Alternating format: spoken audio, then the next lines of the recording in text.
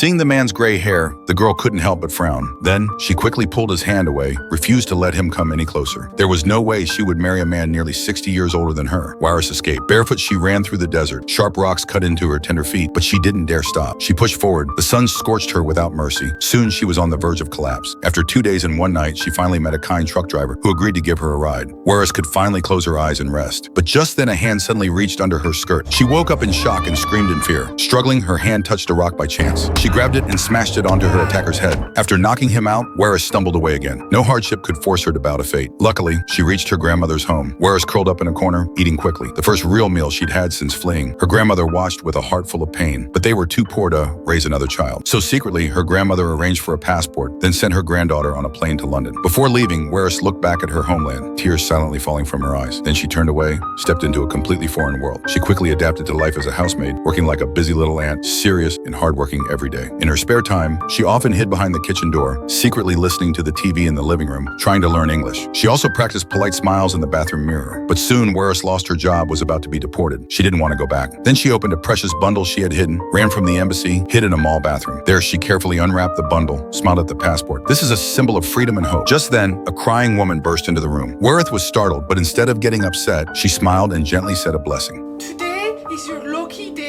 It was the first time Waris spoke English. Her accent was a little strange, but it touched the woman deeply. After hearing Waris' story, the woman felt sorry for her. She not only gave Waris a place to stay, but also helped her find a job as a restaurant waitress. And just like that, Waris was able to continue living in London, unexpectedly embarked on a legendary modeling career, completely changing her fate. When she became a world-famous figure, Waris began to speak up for more girls suffering in hardship, fighting for their right to freedom. When I was a child, I said I do not want to be a woman. Why, when it is so painful and so unhappy?